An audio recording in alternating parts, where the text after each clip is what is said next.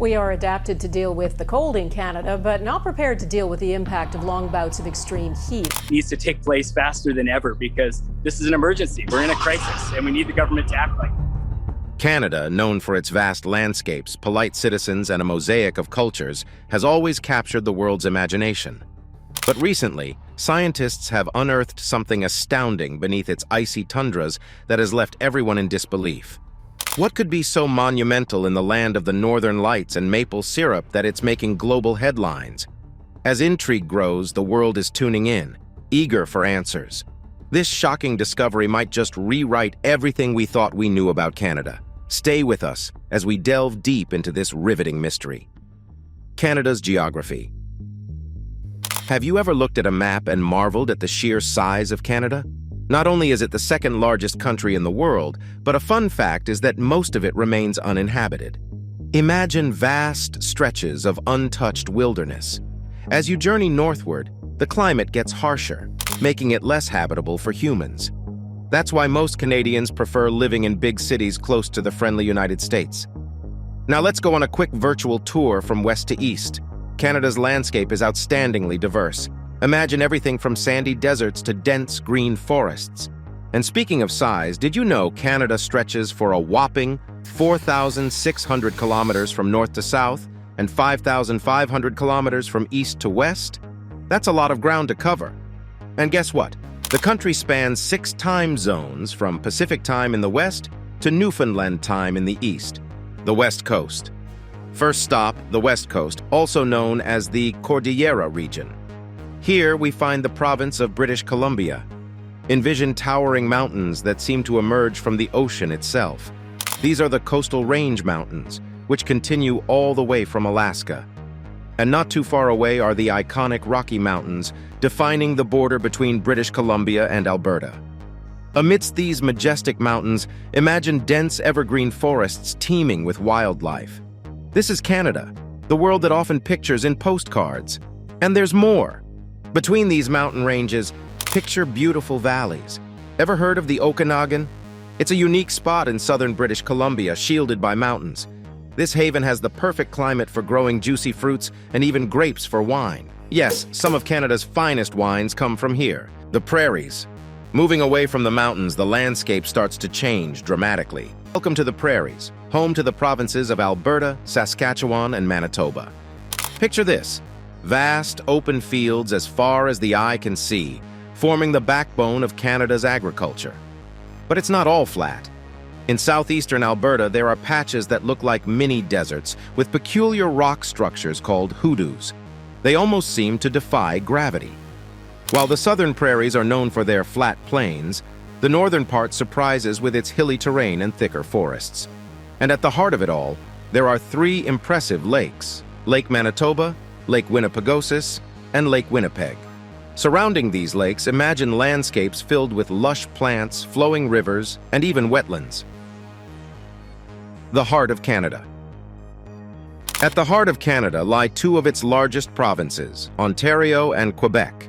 Enveloped by the vast Canadian Shield, this area defines much of Canada's natural outline. Central Canada, also fondly called the Laurentian region, is a canvas of rolling hills, lush grasslands, and beautiful deciduous forests. But that's not all. The northern part showcases a more rugged, rocky terrain. Imagine standing at a vantage point overlooking the vast Hudson Bay to the north. As you swing your gaze south, you'd catch glimpses of 4 shimmering Great Lakes: Superior, Huron, Erie, and Ontario.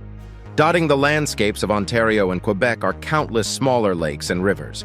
These watery wonders are embraced by wetlands, and if you're quiet enough, you might just spot a beaver at work or a majestic moose taking a leisurely stroll. Now, if you follow the path of Lake Ontario and the colossal St. Lawrence River, you'll find the Great Lakes, St. Lawrence Lowlands. This strip of fertile land is more than just farmland. It's where most of the region's people have chosen to build their homes. Atlantic Canada. Journey a bit east of Quebec and you'll be greeted by Atlantic Canada. This is a realm of outlying islands and peninsulas that include Newfoundland, New Brunswick, Prince Edward Island, and Nova Scotia. The beauty of the Maritimes is undeniable. Picture this: rugged rocky shores giving way to dense forests, while the ocean carves out cliffs and produces towering tides. The whispers of the Appalachian Mountains touch parts of northern New Brunswick and Newfoundland, but it's the dense woods that dominate. These Atlantic provinces are bustling hubs of life, except for Newfoundland, which still has untouched and vast deserted landscapes, like the wild Labrador. As we journey to the great expanse of northern Canada, we meet a wondrous place that seems to challenge nature itself. The bone-chilling cold and seemingly never-ending winters make this region a marvel for those who dare to explore it. But it's not just a barren winter wonderland. If you look closely, there's beauty that lies in every corner.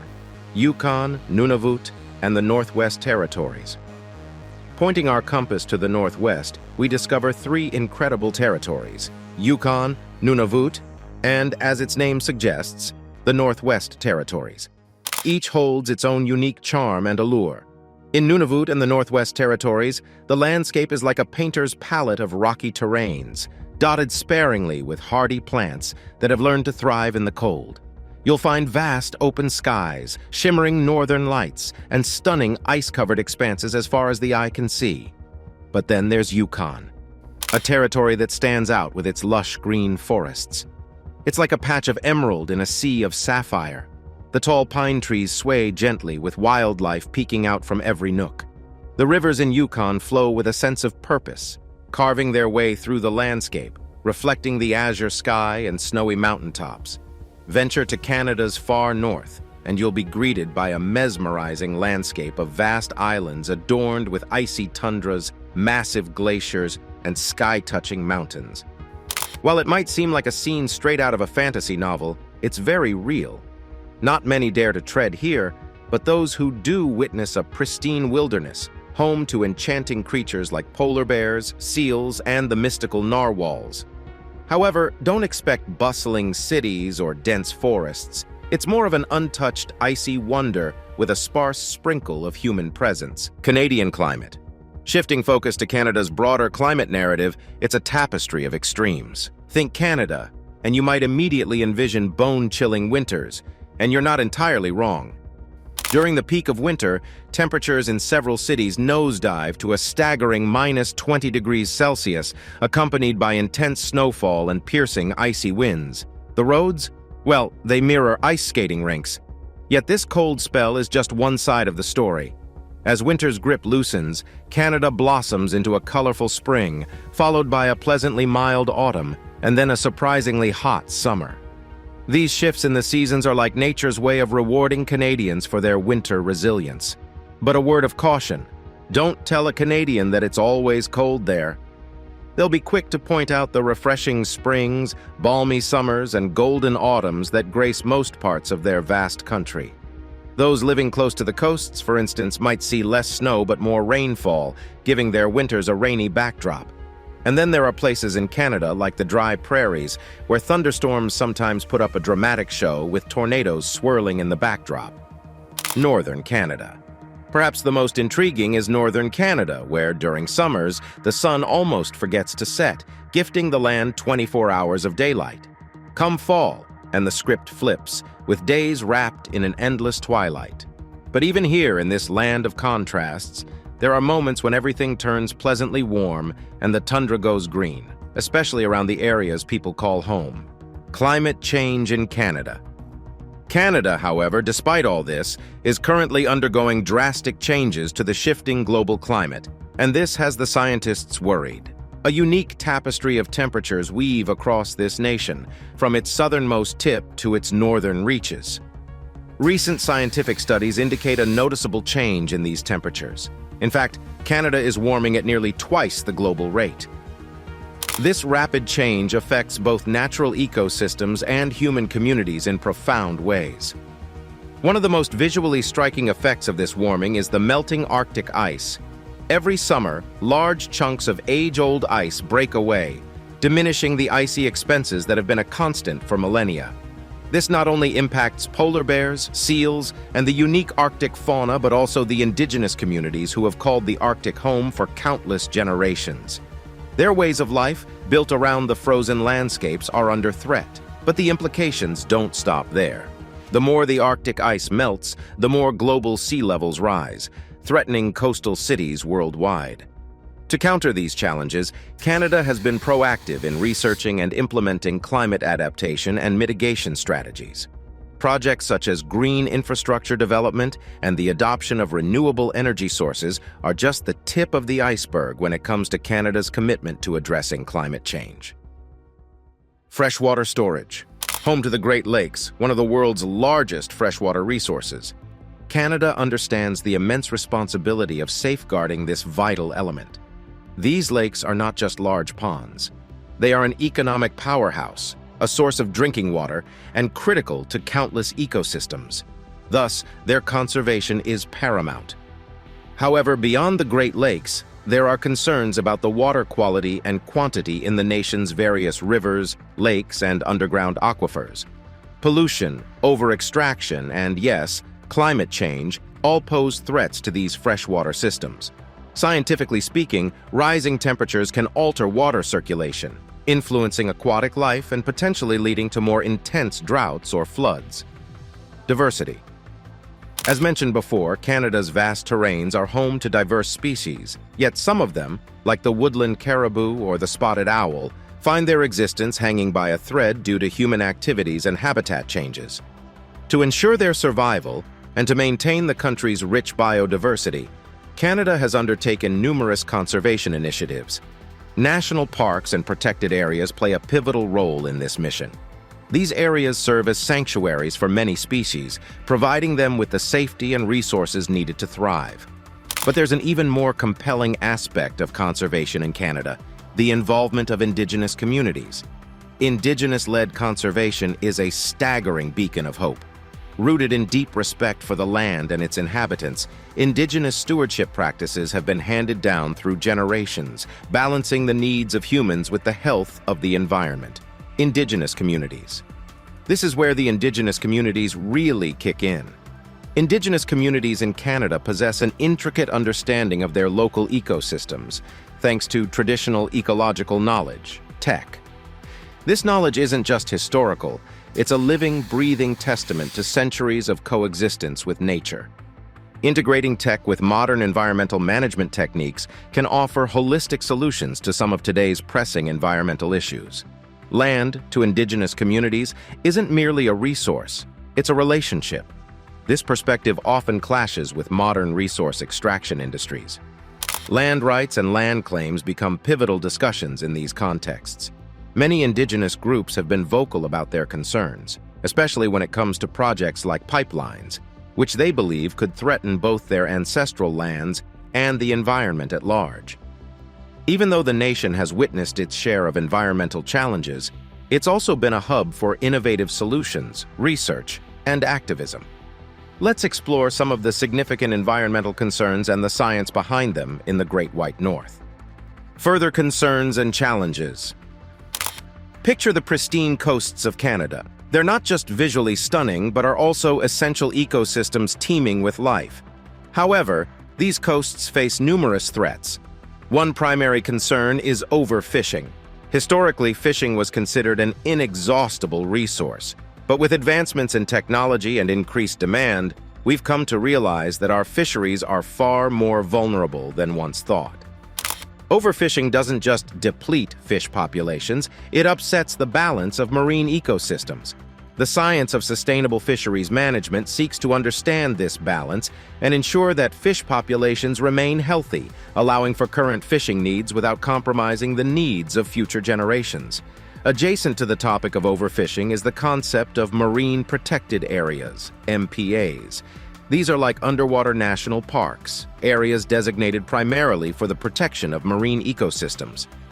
Scientific research shows that MPAs not only help in conserving biodiversity, but also aid in the replenishment of overfished areas. Canada, recognizing the importance, has committed to protecting 25% of its oceans by 2025. While efforts are made to protect marine life, coastal communities face another threat: rising sea levels. As global temperatures rise, polar ice melts and causes sea levels to go up. For communities living along the coast, this means increased flooding, erosion, and even the loss of habitat.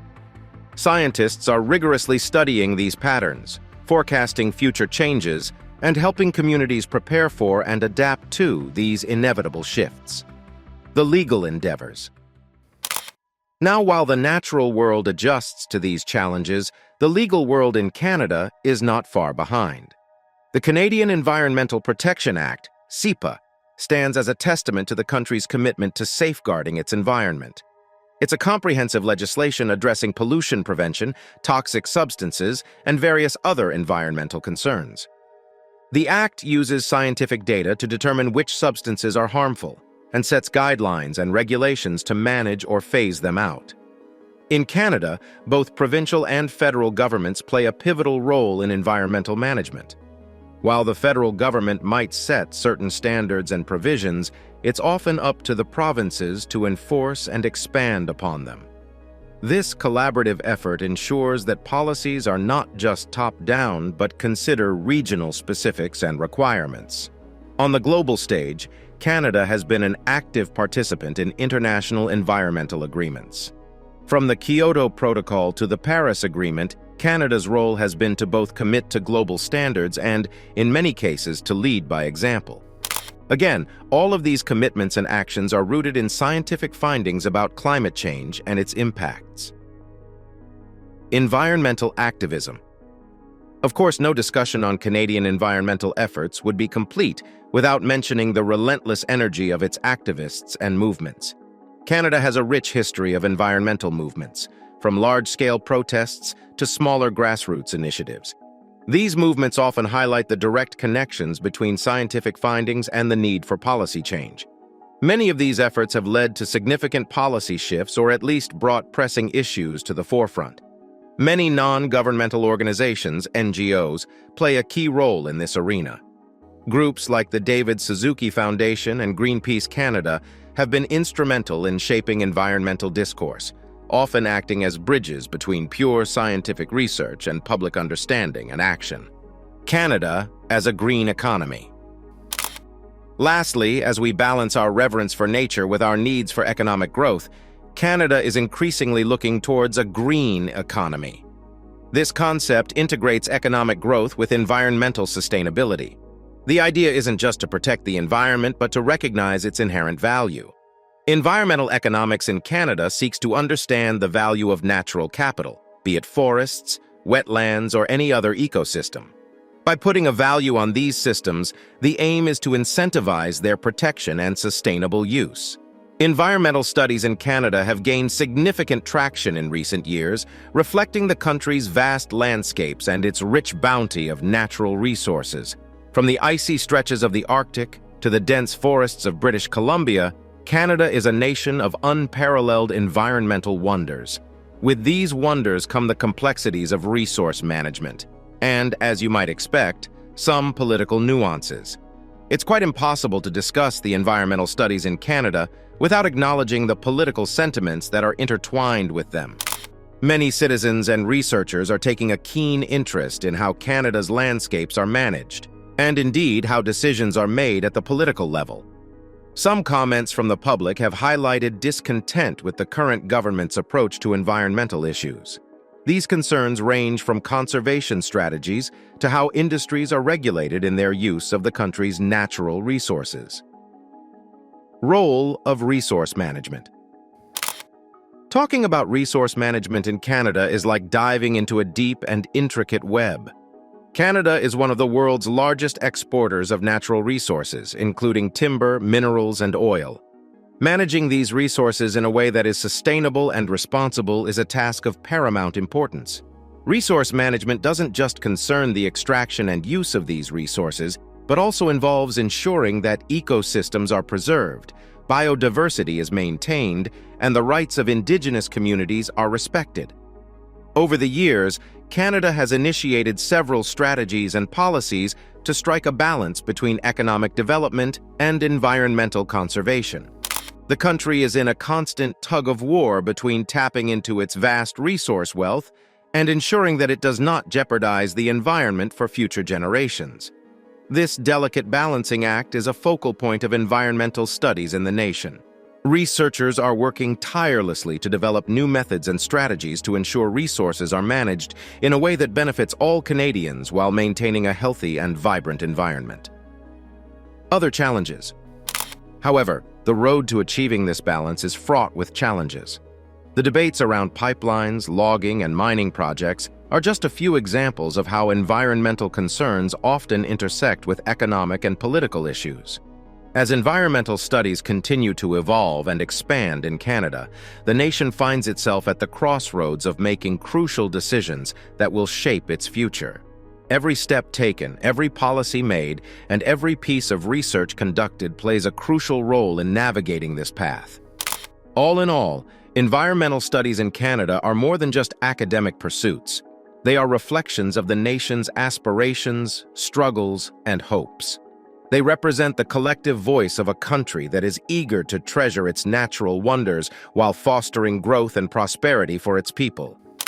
Thank you for being with us. Make sure to watch the next video on your screen. It's fantastic!